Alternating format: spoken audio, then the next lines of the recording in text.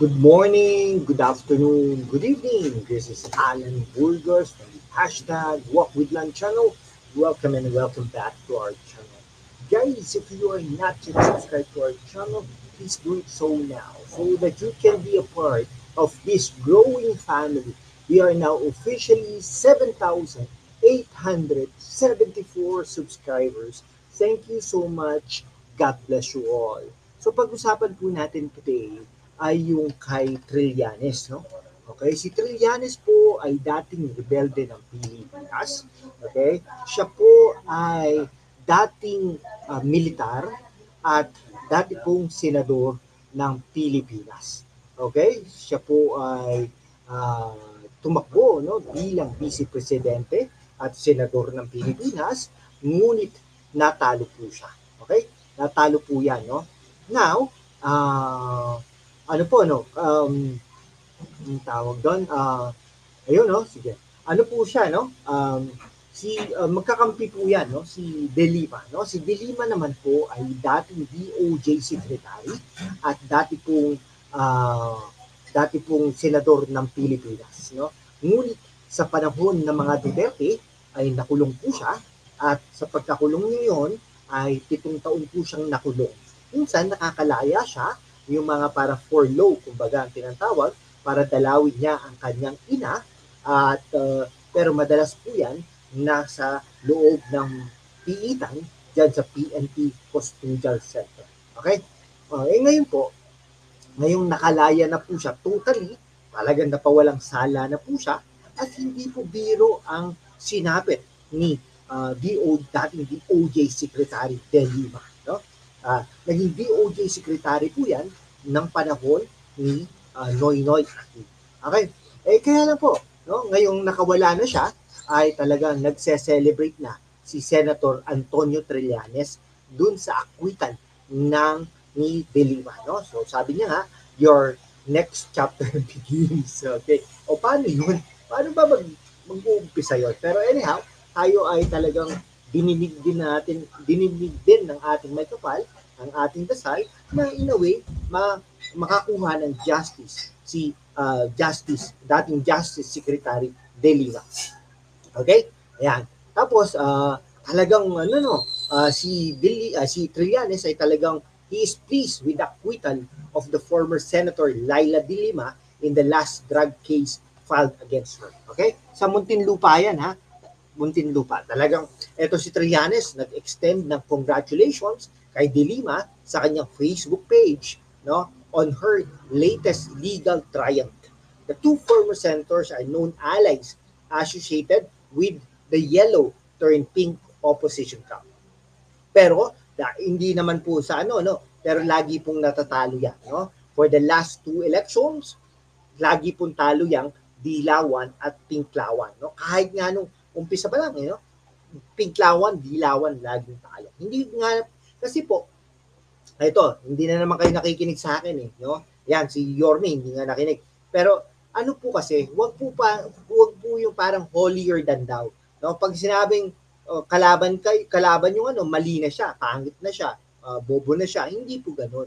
Dapat, nire-respeto nyo din po yun, no? Pero, dapat, you're trying to convince, you're trying to persuade, pero at the same time, hindi mo sinasabing tanga, mali siya, hindi dapat ganoon, no? Parang nag-holier than thou. Sana makorek natin yung mga ganong bagay. Ngayon, ito, may nakausap po tayo dyan sa Caloocan. No? Marami po kasi tayong contact no? Marami po tayong mga followers, contacts no? Sa bawat bayan ng Metro Manila at ng buong Pilipinas. Kaya nga po dapat sponsoran nyo ako. Okay? Para ano po, no? Ito, may naitanong tayo dyan. Tinanong natin, malakas po ba dyan si Trillanes? Ay, hindi.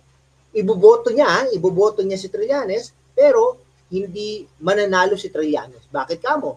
Dahil nga po gano'n. Nakakalungkot isipin, no? Dahil po gano'n. Okay? Kasi may pinapano, 30,000, 5,000, no? Bakit? Alam niyo po ba ako? Ilang beses na po akong bumoto. At talagang nagkukumbinsi ako ng mga tao. Nangangampanya ako talaga on my own way. Pero wala akong natatanggap na kahit wala po talaga. Okay? Kaya po kayo, mga politiko, no? iano niyo po, no? Kasi yung sinasabi po natin, nagkakatotoo eh, no? Oh, talagang nagkakatotoo po yan. No? Hindi naman po dahil sa may bolang kristal, pero nagkakatotoo po yan. At saka, a-advisean ko din po kayo, no, na mga dapat yung gawin, etc., etc., no? Okay. Ayun po, no? So, hindi daw po mananalo si Trillanes. Pero hindi natin alam, no? Sana susugin mo lang na susugin. No? Lagyan mo ng matubig, ilaw, ang Caloocan, pagandahin mo, alisin mo yung mga squatters area na yan, gawin mo ng socialized housing, pagandahin mo mga daan. Alam niyo po ba dyan sa Caloocan? Ito po may isang daan, dyan, banda dyan sa Barte, may isang daan po dyan, no? Isang daan, okay. Itong isang daan ito, ang ganda-ganda ng kalsada, no? Yung drainage system, ang ganda, no? Ang ganda ng mga pintura diyan, ha? Ang ganda po, may mga street lights, okay? No. Pag diretso mo ganoon, biglang madilim, okay? Naka-tricycle ako noon eh. Bako-bako.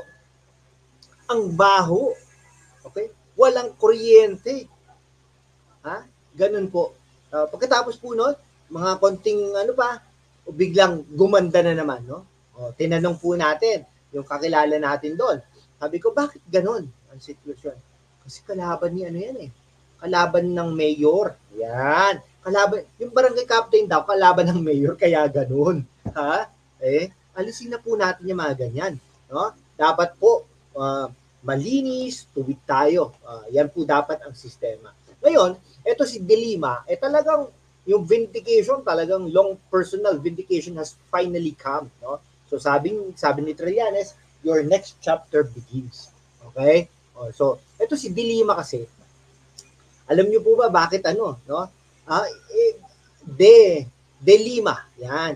Ibig sabihin po niyan, 5 beses na talagang kritik niya, no, si Duterte. De Lima. Yan, no, di ba? Talagang kaya kinasuhan siya, no? Meron pang sinasabi yung mga parang illicit affair, no, allegedly ni dating DOJ secretary, no? Alam mo, yung nag-aakusa sa kanya noon, no, binitin pa talaga yung damit na gano'n. Naku po, no, nabalitaan na natin na 3 years ago, nabuntis pala yan. No? Nabuntis pala yan yung isang nag-aakusa sa kanya, dating assistant secretary ni Duterte. No? Sino nakabuntis? Senador daw. Yan. Dismiss lang yun pero biglang nawala siya sa limelight after nun. 'di ba? Ilang beses tumakbo na party list representative, natalo. Ano ba yan? Nabuntis daw. Okay? Talaga naman maganda din naman yan. Yung babae niyan, tawag doon? Morena.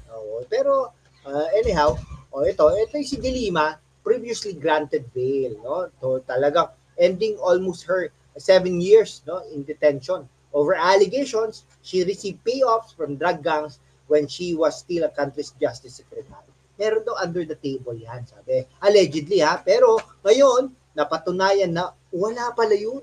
Mali pala yun. No, yung kaya yari ka Duterte, sabi, no?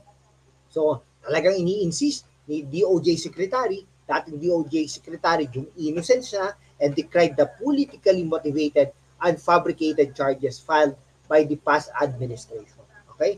So, yun nagko-congratulate po yan si Trillanes. Sige po, hanggang dito na lang po mga kaibigan ko. Kung hindi ka pa nakapag-subscribe sa ating channel, mag-subscribe ka naman para we can be able to maintain and sustain this channel. Thank you so much guys. God bless you all.